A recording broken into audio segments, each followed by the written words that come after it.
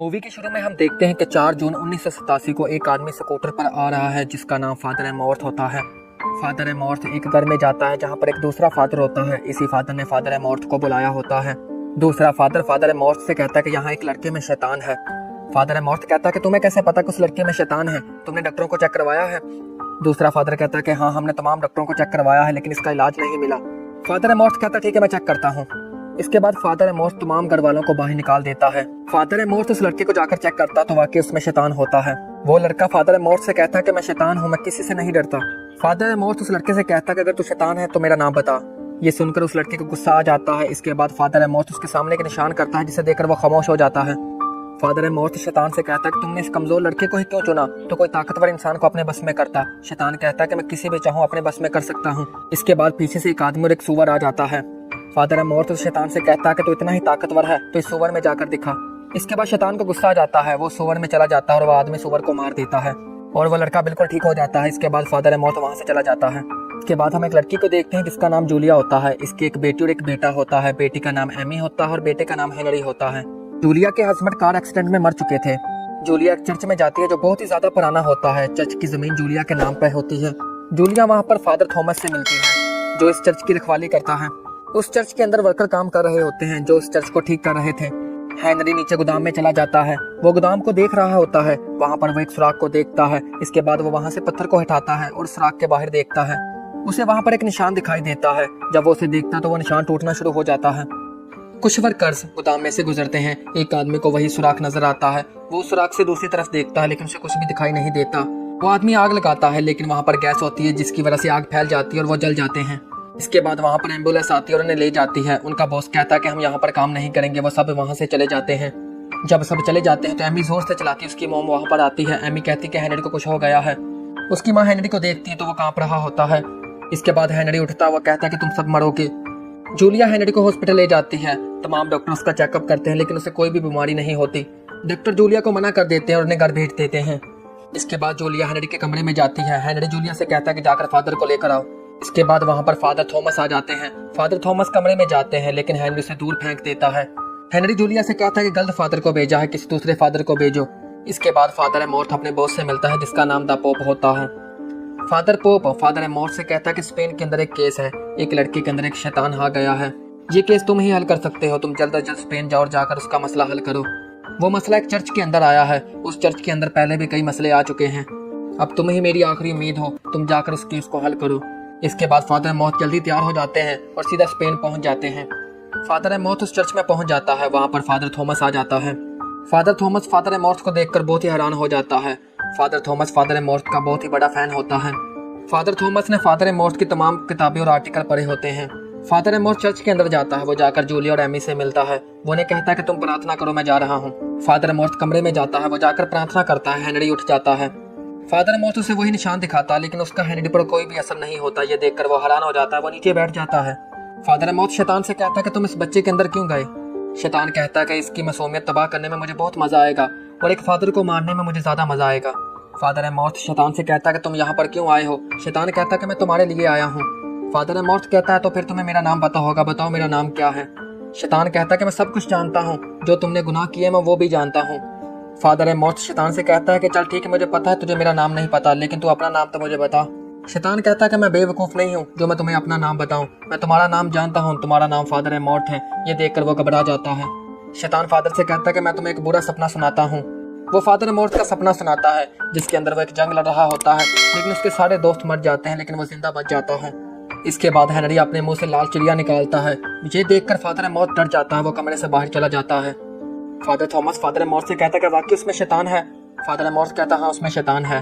Father एमॉर्थ कहता है कि उस शैतान को सब कुछ पता है। वो बहुत ही ज्यादा ताकतवर शैतान है लेकिन वो उस बच्चे में क्या कर रहा है मैं ये जानना चाहता हूँ। फादर एमॉर्थ जूलिया से कहता है कि तुम्हारा बेटा शैतान के बस में है, तुम मुझे ये बताओ कि उसके साथ कोई हादसा हुआ था? जूलिया कहती है कि 1 साल पहले उसके डैड का एक्सीडेंट हुआ था और वो उसी गाड़ी में था। उसने अपने डैड को मरते हुए देखा था। इसके बाद उसने 1 साल तक बात नहीं की।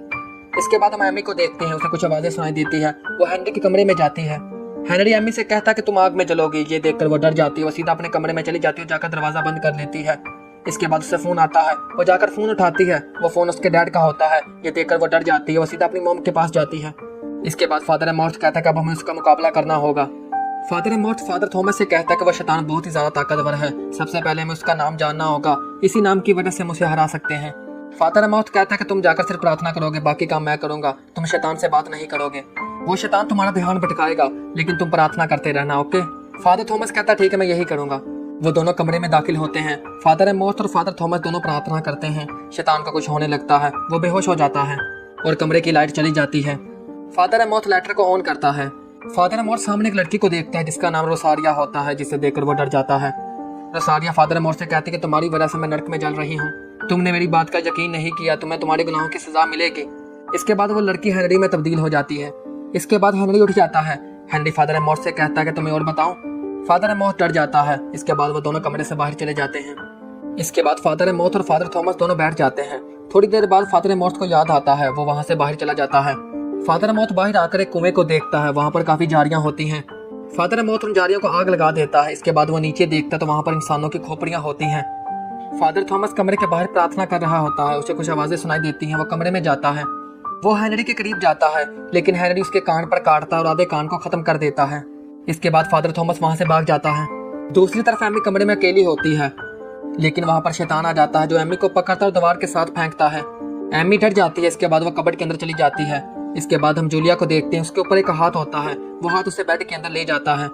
इसके बाद ये आवाज फादर मॉर्थ और फादर थॉमस सुन लेते हैं। वो जाकर दोनों को बचाते हैं। फादर मॉर्थ जूलिया के पास जाता है, वो उसे बेड के अंदर से निकालता है। दूसरी तरफ फादर थॉमस जाता है जो सीधा एमी के पास जाता है। इसके बाद वहां पर फादर मॉर्थ आ जाता है जो जाकर एमी को बचा लेता है। इसके बाद फादर मॉर्थ फादर थॉमस से कहता है कि तुम आओ, मैं तुम्हें कुछ दिखाना चाहता हूँ। फादर मॉर्थ उसे खोपड़ियां दिखाता है और उसे एक निशान दिखाता है। वो कहता है कि ये स्पेन की अदालत का निशान है। फादर मॉर्थ कहता है कि नीचे गोदाम में कुछ है, हमें देखना होगा। इसके बाद वो नीचे गोदाम में जाते हैं। फादर मॉर्थ उस सुराख को देखता है, उसके सामने एक निशान दिखाई देता है। वो उस दीवार को तोड़ता है और शैतान को पता चल जाता है। इसके बाद वो दरवाजा तोड़ते हैं और कमरे के अंदर दाखिल होते हैं। इसके बाद वो नीचे इंसानों के ढांचे देखते हैं जो सब के सब मरे होते हैं। फादर मॉर्थ सामने कमरा देखता है। वो थॉमस से कहता है कि जाकर उस कमरे को खोलो। वो जाकर खोलता है, लेकिन उसे ताला लगा होता है। फादर मॉर्थ कहता है कि चाबी इसके पास होगी। फादर मॉर्थ ढांचे के अंदर देखता है तो चाबी उसके अंदर होती है। वो चाबी को निकालता है और उससे दरवाजा खोलता है। दूसरी तरफ फादर पोप एक किताब पढ़ रहा होता है जो स्पेन की चर्च की होती है। फादर पोप को उसके अंदर एक खत दिखाई देता है। वो उस खत को पढ़ता है। उस खत में होता है कि ये शैतान बहुत ही ज्यादा ताकतवर है, इसे कोई भी नहीं हरा सकता, ये सब कुछ तबाह कर देगा। ये देखकर फादर पोप की तबीयत खराब हो जाती है। फादर पोप सीधा हॉस्पिटल में चले जाते हैं। वहां पर दूसरे फादर उन्हें मिलने आते हैं, लेकिन वो उनके ऊपर खून की उल्टी कर देता है। फादर मॉर्थ वहां पर एक ढांचा देखता है, उसके अंदर एक किताब होती है। वो उस किताब को पकड़ लेता है और उसे पढ़ता है। दूसरी तरफ जूलिया की आंख खुल जाती है। वो देखती कि एमी उसके पास नहीं होती। वो बेहोशी का टीका पकड़ती और सीधा हेनरी के कमरे की तरफ जाती है। फादर मॉर्थ उस किताब को पढ़ता है। उसमें बताया जाता है कि 1475 के अंदर फरे ने काफी गलत फैसले किए थे, लेकिन बाद में उन्हें पता चलता है कि फरे के अंदर एक शैतान होता है जिसने इसे वश में किया होता है और ये सारे काम उन्होंने करवाए हैं। दूसरी तरफ जूलिया हेनरी के कमरे में चली जाती है। एमी हेनरी से बातें कर रही होती है और हंस रही होती है। जूलिया एमी से कहती है कि तुम मेरे पास आ जाओ, लेकिन एमी कहती है कि मैं नहीं आऊंगी। जूलिया एमी को पकड़ लेती है। ये देखकर हेनरी को गुस्सा आ जाता है। वो जूलिया को पकड़ता और सीधा शीशे के साथ मारता है। इसके बाद वो एमी को अपने बस में करता है और उसकी गर्दन मरोड़ देता है। और दूसरी तरफ फादर मॉर्थ को पता चल जाता है कि शैतान का नाम क्या है। ये शैतान तमाम शैतानों का बादशाह है जिसका नाम ओज़मोडियस है। ये देखकर फादर मॉर्थ डर जाता है। दूसरी तरफ जूलिया हेनरी को टीका लगा देती है जिससे वो बेहोश हो जाता है। इसके बाद वो उसे बांध देते हैं। इसके बाद फादर मॉर्थ कहता है कि वो उस बच्चे को काबू में करना नहीं चाहता, बल्कि वो मुझे काबू में करना चाहता है। वो मुझे काबू में करके इस चर्च को तबाह करना चाहता है। वो दुनिया में तबाही लाना चाहता है। लेकिन फादर मॉर्थ कहता है कि हमें उसका नाम पता है जिससे हम उसे मार सकते हैं। फादर मॉर्थ कहता है कि सबसे पहले मुझे अपने गुनाहों की माफी मांगनी होगी। फादर मॉर्थ कहता है कि मैं बागी हो गया था, मैंने अपने दोस्त पकड़े लोगों के साथ जंग की, लेकिन मेरे सारे दोस्त मारे गए और मैं बच गया, और इसके बाद ही मैं फादर बन गया। फादर मॉर्थ कहता है कि मैंने दूसरा गुनाह ये किया है, मैं रोजारिया के पास गया था। उसने मुझे कहा था कि मेरे अंदर शैतान है, लेकिन मैंने उसकी बात नहीं मानी और उसने डॉक्टर के हवाले कर दिया, और कुछ दिन बाद उसने खुदकुशी कर ली। फादर मॉर्थ अपने तमाम गुनाहों की माफी मांग लेता है। इसके बाद फादर मॉर्थ सबको तैयार करता है। वो चारों हेनरी के कमरे में जाते हैं। फादर मॉर्थ जाकर उसका नाम लेता है और प्रार्थना शुरू करता है। जब शैतान ये प्रार्थना सुनता है तो वो हेनरी से बाहर निकल जाता है। शैतान एमी के अंदर चला जाता है। इसके बाद एमी जूली पर हमला करती है और दूसरी तरफ हेनरी के अंदर भी शैतान आ जाता है। वो फादर मॉर्थ को और फादर थॉमस को पकड़ लेता है।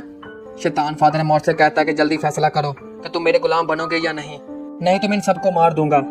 फादर मॉर्थ मान जाता है। इसके बाद शैतान सबको छोड़ देता है। और शैतान फादर मॉर्थ के अंदर चला जाता है। फादर मॉर्थ फादर थॉमस से कहता है कि तुम सबको लेकर बाहर चले जाओ। फादर थॉमस सबको लेकर बाहर चला जाता है। फादर मॉर्थ के मुंह से काला पानी निकलना शुरू हो जाता है, उसकी आंखें काली हो जाती हैं। दूसरी तरफ फादर थॉमस तमाम लोगों को गाड़ी में बिठाता है। जूली गाड़ी चलाती है, वो सबको लेकर वहां से चली जाती है। फादर थॉमस सीधा फादर मॉर्थ के पास जाता है। फादर मॉर्थ उसी कमरे में चला जाता है जहाँ पर उसे किताब मिली होती है। वहाँ पानी से एक लड़की बाहर निकलती है। इसके बाद वह शैतान बन जाती है और सीधा फादर मॉर्थ के अंदर चली जाती है। इसके बाद वहाँ पर फादर थॉमस आ जाता है, जो सामने फादर मॉर्थ को देखता है, जो शैतान बन चुका होता है। फादर थॉमस फादर मॉर्थ से कहता है कि आप शैतान नहीं हैं, आप फादर हैं, आप इसका मुकाबला करें। फादर थॉमस प्रार्थना करना शुरू कर देता है। इसके बाद फादर मॉर्थ नीचे गिर जाता है और शैतान बाहर निकल आता है। शैतान फादर थॉमस पर हमला करता है। इसके बाद उस बॉक्स से एक लड़की निकलती है जो फादर थॉमस पर हमला करती है, लेकिन फादर थॉमस उसे मार देता है।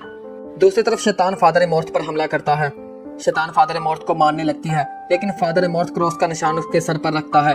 इसके बाद वह सीधा उसे आग में फेंक देता है।